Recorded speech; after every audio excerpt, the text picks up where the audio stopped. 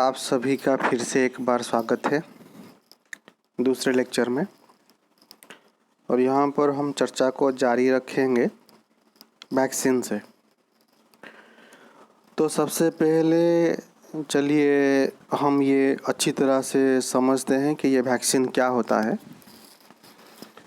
देखिए, वैक्सीन एक chemical substance होता है जिसमें कोई भी डेड माइक्रोब या फिर वीक माइक्रोब प्रेजेंट होता है। वैक्सीन आपका कोई भी केमिकल सब्सटेंस हो सकता है जिसमें कोई डेड माइक्रोब या फिर कोई वीक माइक्रोब प्रेजेंट होता है। तो जब वैक्सीन को हम बॉडी के अंदर इंजेक्ट करते हैं या फिर लेते हैं तब हमारे बॉडी में वाइट ब्लड सेल्स होते हैं। और ये जो वाइट ब्लड सेल होते हैं ये एक प्रोटीन बनाते हैं जिसको हम कहते हैं एंटीबॉडीज। सो जब कोई भी डिजीज कॉजिंग जर्म हो, वो वीक हो चाहे मरा हुआ हो, जिसको हम कहते हैं वैक्सीन, जब ये हमारी बॉडी के अंदर जाता है तब क्या होता है, हमारे बॉडी में जो वाइट ब्लड सेल होता है वो एक प्रोटीन बनाता है जिसको हम कहते हैं एंटीबॉडीज। और ये प्रोटीन क्या करता है, उसी डिजीज कॉजिंग जर्म को मार देता है ताकि हमको कोई भी बीमारी ना हो। ठीक है, तो उसे ही हम कहते हैं वैक्सीन। ठीक है, तो ये बात आपको ध्यान में रहनी चाहिए। वैक्सीन कोई केमिकल सब्सटेंस हो सकता है जिसमें कोई डेड माइक्रो ऑर्गेनिज्म हो सकता है या फिर बहुत ही वीक माइक्रो ऑर्गेनिज्म हो सकता है। ठीक है, सो अब नेक्स्ट पार्ट में हम चर्चा करेंगे इंक्रीजिंग सॉइल फर्टिलिटी। देखिए, जैसे आपको पता हो हम ये डिस्कस कर रहे हैं जो एडवांटेजेस ऑफ माइक्रो ऑर्गेनिजम्स। तो ये सॉइल फर्टिलिटी को बढ़ाने में माइक्रो ऑर्गेनिज्म हमारी बहुत मदद करता है। आपको पता होगा, मैंने पहले भी लेक्चर में भी ये बात डिस्कस किया था कि जो लेगुमिनस प्लांट्स होते हैं उनके रूट में एक बैक्टीरिया होता है जिसका नाम है राइजोबियम। ये बैक्टीरिया क्या करता है, एटमॉस्फेयर में नाइट्रोजन गैस प्रेजेंट है, ये नाइट्रोजन गैस को सॉल्ट में बदल देता है, सॉलिड में बदल देता है। इस प्रोसेस को हम कहते हैं नाइट्रोजन फिक्सेशन। ऐसा क्यों होता है? देखिए, जो प्लांट है, प्लांट को प्रोटीन की आवश्यकता होती है और इसके साथ साथ प्लांट को नाइट्रोजन की भी आवश्यकता होती है, क्योंकि जो क्लोरोफिल है, क्लोरोफिल जो बनता है, क्लोरोफिल नाइट्रोजन के वजह से ही बनता है। अगर प्लांट नाइट्रोजन को कंज्यूम ना करेगा तो क्लोरोफिल नहीं बना पाएगा। अगर प्लांट क्लोरोफिल नहीं बनाएगा तो फोटोसिंथेसिस प्रोसेस भी नहीं होगा, और फोटोसिंथेसिस प्रोसेस नहीं हुआ तो प्लांट खाना नहीं बना पाएगा। ठीक है, तो इसीलिए नाइट्रोजन प्लांट के लिए बहुत बहुत बहुत ही ज़रूरी होता है। और नाइट्रोजन को कौन प्रोवाइड करता है प्लांट को? जो हमारे बैक्टीरिया होते हैं, राइजोबियम बैक्टीरिया, ये प्रोवाइड करते हैं प्लांट को। ठीक है, तो यहाँ पे कुछ डायग्राम मैंने दिया हुआ है जो आप देख सकते हो। Nitrogen fixing blue green algae, ये एक ब्लू ग्रीन एल्जी है जो नाइट्रोजन फिक्स करने में मदद करता है, मतलब नाइट्रोजन गैस को नाइट्रोजन सॉल्ट में ये बदलता है। ठीक है, अब नेक्स्ट जो टॉपिक है हमारी, that is cleaning the environment. देखिए, जो बैक्टीरिया होते हैं, माइक्रोब्स होते हैं, ये एटमॉस्फेयर में, हमारे एनवायरनमेंट में जो भी कुछ मरे हुए प्लांट्स और एनिमल्स होते हैं ये उनको खा के सॉइल में मिला देते हैं। इसीलिए हमारी एनवायरनमेंट बिल्कुल साफ सुथरी रहती है। तो ये भी एक इफ़ेक्ट हुआ है। ठीक है, सो अब नेक्स्ट देखेंगे हार्मफुल इफ़ेक्ट के बारे में। तो कौन कौन से माइक्रो ऑर्गेनिज्म हमारी नुकसान करते हैं? तो सबसे पहला पॉइंट जो उभर के आता है वो ये है कि माइक्रो ऑर्गेनिजम्स की वजह से ह्यूमन बींग्स में भी, प्लांट्स में भी, एनिमल्स में भी बीमारियां होती हैं। ठीक है, बीमारियां होती है। तो जिस माइक्रो ऑर्गेनिजम्स के वजह से ये बीमारियां हुई, हम उसी माइक्रो ऑर्गेनिजम्स को कहेंगे पैथोजन। ये आपको ध्यान में रखना है। जो माइक्रो ऑर्गेनिजम्स के वजह से आपको बीमारी होती है, उसी माइक्रो ऑर्गेनिज्म को हम कहेंगे पैथोजन। और जो नेक्स्ट पॉइंट उभर के आता है कि कुछ माइक्रो ऑर्गेनिजम्स के वजह से हमारा जो रात का जो बचा हुआ खाना है वो भी ख़राब हो जाता है, हमारे कपड़े भी ख़राब हो जाते हैं, और जो चमड़े की, लेदर की चप्पलें और बेल्ट हम पहनते हैं, ये भी माइक्रो ऑर्गेनिजम्स ख़राब कर देते हैं। ठीक है, तो चलिए सबसे पहले हम देखेंगे disease causing micro organisms in human beings. देखिए, जब भी कोई पैथोजन हमारे बॉडी में एंटर करे, जब कोई पैथोजन हमारे बॉडी में एंटर करता है, वो खाने के ज़रिए एंटर करे, या फिर अगर हम मैला पानी अगर पिएंगे तो उसके वजह से भी, उसके ज़रिए भी हमारे बॉडी में एंटर करता है, या फिर गंदे बदबूदार कपड़े अगर हम पहनेंगे तो उससे भी माइक्रो ऑर्गेनिजम्स, जिनको हम पैथोजेंस भी कहते हैं, ये हमारे शरीर में प्रवेश करते हैं और हमको बहुत सारी भयानक बीमारियां होती है। तो यहाँ पर सेकेंड पॉइंट में मैंने कुछ दिया हुआ है, microbial diseases like cholera, common cold, chicken pox, tuberculosis that can spread from an infected person to a healthy person through air, water, food और physical contacts are called communicable disease. देखिए, ये कुछ बीमारियां हैं जैसे कोलेरा हो गया, common cold, chicken pox, ये कुछ बीमारियां हैं जो माइक्रो ऑर्गेनिजम्स के वजह से होती है लोगों को, और ये बीमारियां एक इंसान से दूसरे इंसान को भी हो सकती है। मान लीजिए अगर किसी इंसान को कॉमन कोल्ड है और आप उसके साथ, उसके पास खड़े हो, कुछ बातचीत कर रहे हो, तो और उसी टाइम उसने कुछ खांस लिया या फिर छींक दिया, तो अब आपको भी कॉमन कोल्ड होने के चांसेस हैं। तो इसीलिए ये कॉमन कोल्ड डिजीज़ को कम्युनिकेबल डिजीज़ भी कहा जाता है। ठीक है, और भी ढेर सारे चांसेस है। अभी जैसे आपको पता होगा, जो मस्कीटोज़ होते हैं, जैसे फीमेल एनोफिलिस मस्कीटो, इसके काटने से हमको मलेरिया होता है। फीमेल एनोफिलिस मस्कीटो के काटने से हमको मलेरिया होता है। तो ये फीमेल एनोफिलिस मस्कीटो क्या करता है, ये मलेरिया जो मलेरिया हमको प्रोटोजोआ माइक्रो ऑर्गेनिज्म के वजह से होता है।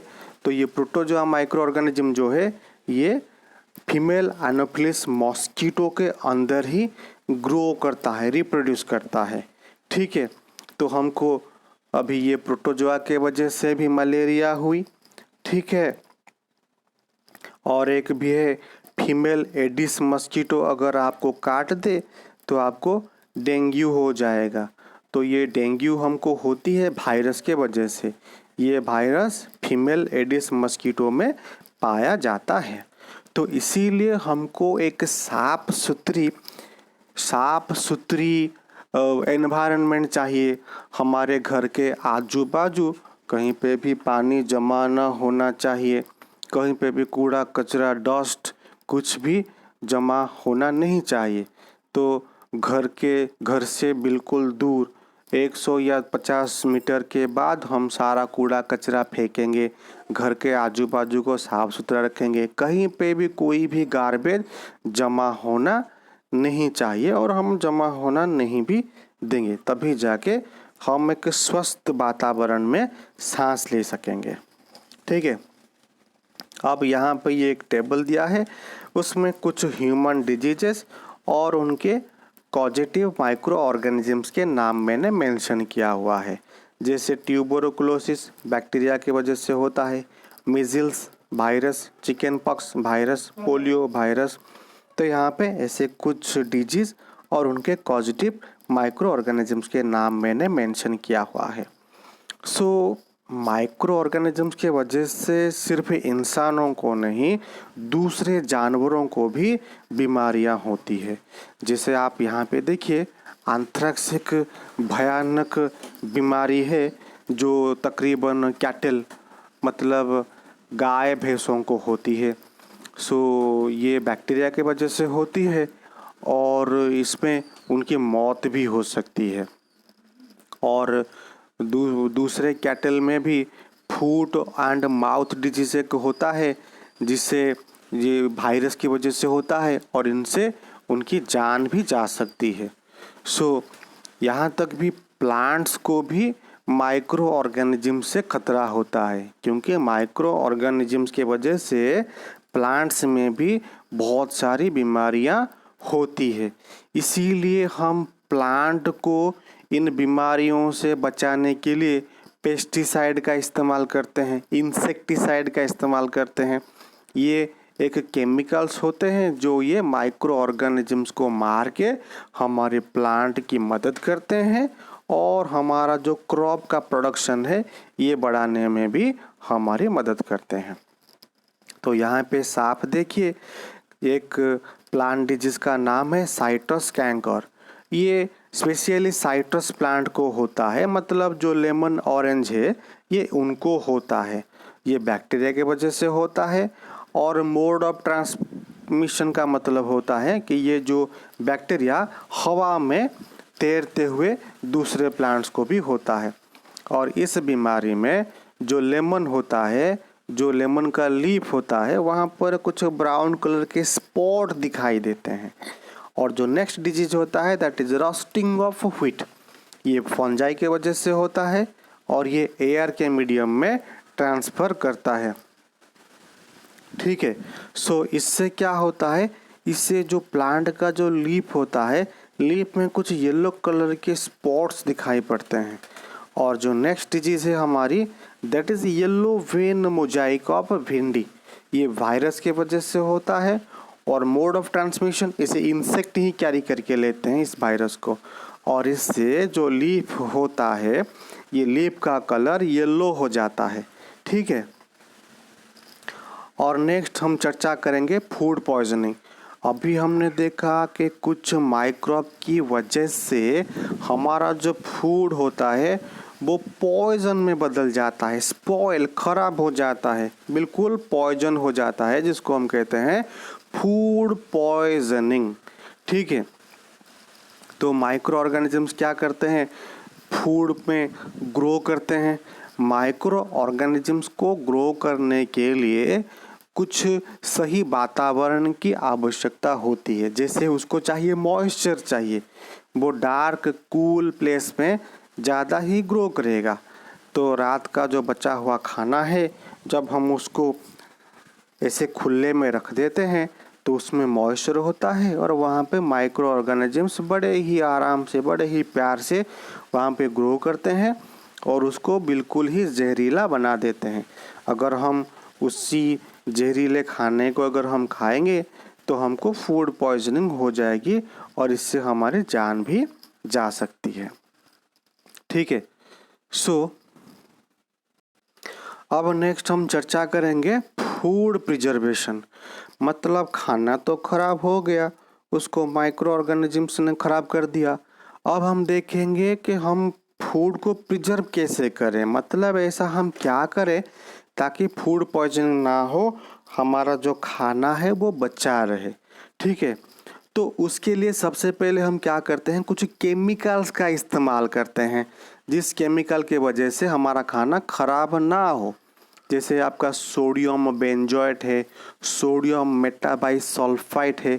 ये कुछ कॉमन एग्जाम्पल्स हैं जो पिकल्स में, जैम्स में या फिर फ्रूट जूस में पाया जाता है, जिससे जो खाना है वो ख़राब ना हो और ज़्यादा दिन तक टिका रहे। उसके बाद कॉमन सॉल्ट आता है। कॉमन सॉल्ट का इस्तेमाल करके हम मछली को, फिश को, मीट को ज़्यादा देर तक हम रख सकते हैं। और आपने तो पिकल ही खाया होगा जो इमली है वो भी आपने खाया होगा, ये ज़्यादातर ख़राब नहीं होते क्योंकि उनमें बहुत सारा सॉल्ट मिलाया जाता है। अब उसके बाद आता है प्रिजर्वेशन बाय शुगर। हम चीनी का भी इस्तेमाल करके फूड प्रिजर्वेशन करते हैं, जैसे जैम, जेली, स्क्वाश। इसको स्टोर करने के लिए, इसको प्रिजर्व करने के लिए हम शुगर का इस्तेमाल करते हैं। शुगर डालने से क्या होता है, जो मॉइस्चर होती है, मॉइस्चर की मात्रा को शुगर कम कर देती है, जिससे जो बैक्टीरिया है वो ग्रो नहीं कर पाएगा, क्योंकि उसे ग्रो करने के लिए मॉइस्चर चाहिए। और आपने चीनी डाल दिया तो मॉइस्चर कम हो जाएगी, जिससे बैक्टीरिया ग्रो नहीं कर पाएगा ठीक से। उसके बाद आएगा preservation by oil and vinegar. देखिए, हम जो ऑयल का इस्तेमाल भी करते हैं, विनेगर को हम बोलते हैं एसिटिक एसिड। ये ज़्यादातर पिकल में भी इसका इस्तेमाल किया जाता है, क्योंकि एसिडिक मीडियम में बैक्टीरिया ठीक तरह से ग्रो नहीं करता, इसलिए हम ऑयल और विनेगर का भी इस्तेमाल करते हैं। और उसके बाद आता है हीट एंड कोल्ड मेथड। दूध को जो हम स्टोर करते हैं उसे बोलते हैं पास्चुराइजेशन। दूध को 15 से 30 सेकेंड तक 75 डिग्री सेल्सियस में हीट किया जाता है और उसके बाद उसे तुरंत ही ठंडा करके बॉटल में रख दिया जाता है। तो इसको महान वैज्ञानिक लुईस पाश्चर ने इन्वेंट किया था, तो इसीलिए उनके नाम पर इसको रखा गया है पास्चुराइजेशन। ठीक है,